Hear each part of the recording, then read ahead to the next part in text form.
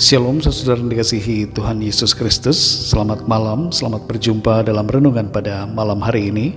Doa dan harapan saya saudara semua ada dalam keadaan yang baik, sehat, penuh sukacita, dan berlimpah berkat Tuhan.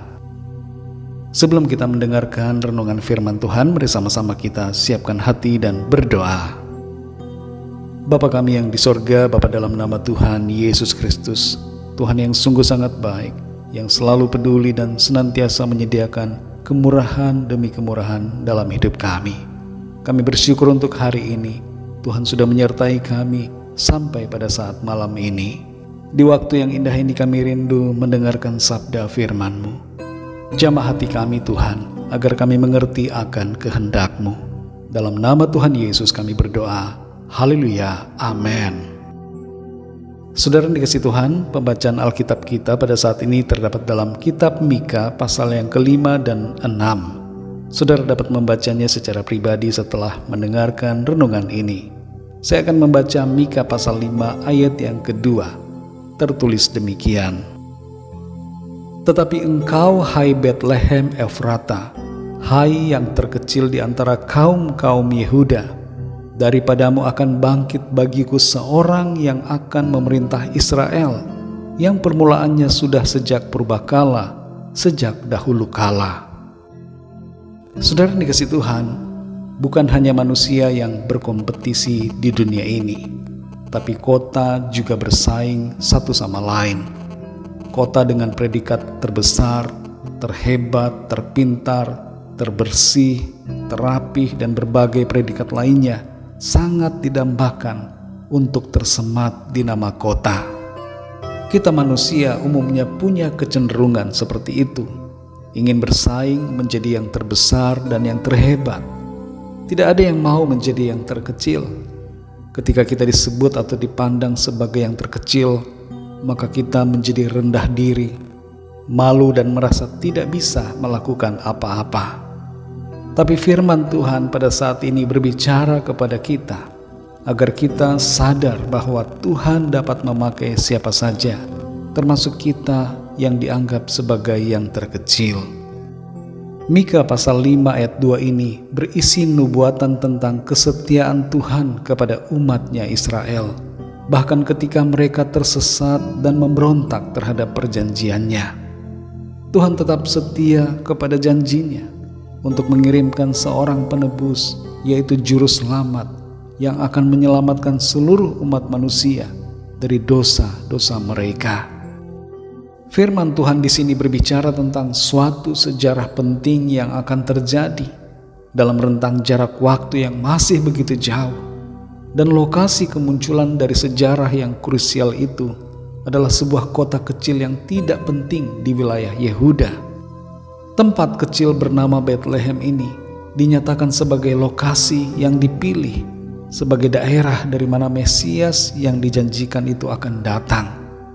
Firman Tuhan berkuasa dan tidak akan pernah gagal dalam penggenapannya. Dan itu yang terjadi, saudara. Nubuat ini terpenuhi ketika juru selamat yang adalah Tuhan sendiri lahir di sebuah kandang di Bethlehem.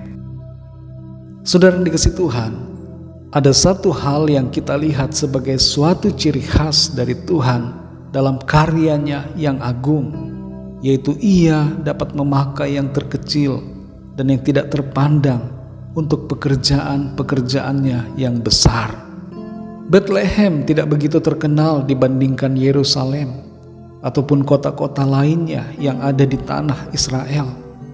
Dari ukurannya kota ini sangat kecil, tapi dipakai Tuhan untuk kemuliaan nama Tuhan. Tuhan senang memakai yang kecil untuk memunculkan kuasanya. Tuhan memakai Daud yang kecil untuk melawan Goliat. Dan Tuhan memakai murid-murid yang secara sosial rendah, tidak penting dan dianggap bodoh. 1 Korintus pasal 1 ayat 27 berkata, apa yang bodoh bagi dunia dipilih Tuhan untuk memalukan yang berhikmat, dan apa yang lemah bagi dunia dipilih Tuhan untuk memalukan yang kuat. Saudara dikasihi Tuhan, kalau ada di antara saudara yang pada saat ini merasa diri saudara begitu kecil, tidak penting, lemah, bodoh dan tidak berdaya. Dan karena hal itu saudara merasa tidak bisa melakukan apa-apa, mari sadari kebenaran firman Tuhan ini, bahwa kita semua dapat dipakai Tuhan untuk melakukan karya dan pekerjaan-pekerjaannya yang besar. Tidak peduli apa latar belakang pendidikan, latar belakang keahlian, kemampuan ataupun kepandaian kita. Sekecil apapun kita dipandang oleh dunia, serendah apapun kita dipandang oleh orang-orang di sekeliling kita, Tuhan dapat memakai kita bagi hormat dan kemuliaan-Nya. Mari jangan rendah diri saudara, dan jangan merasa diri tidak mampu, sebab bersama dengan Tuhan kita dapat melakukan perkara-perkara yang besar bagi hormat dan kemuliaan nama Tuhan. Mari kita berdoa saudara. Bapa kami yang di surga, Bapa dalam nama Tuhan Yesus Kristus, kami bersyukur untuk firman-Mu yang sudah kami dengar pada saat ini. Oleh firman-Mu kami kembali dikuatkan.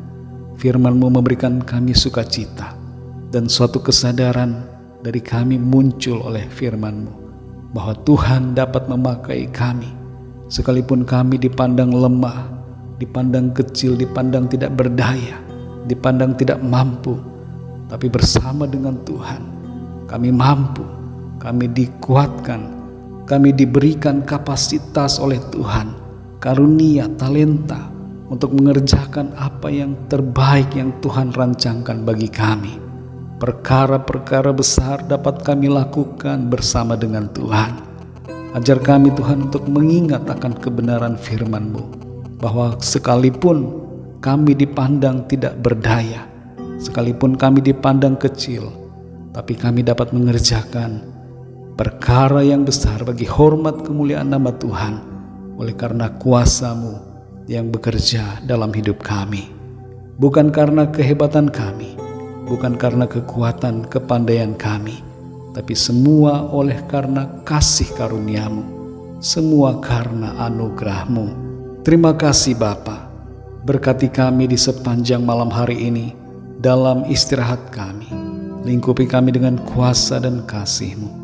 Kami bawa kepadamu setiap permohonan doa, setiap dari kami yang sedang dalam keadaan kesusahan, sakit penyakit, pergumulan, agar Tuhan melawat dan menolong kami, memberikan kesembuhan, mujizat Tuhan nyatakan, kemenangan Tuhan berikan bagi kami.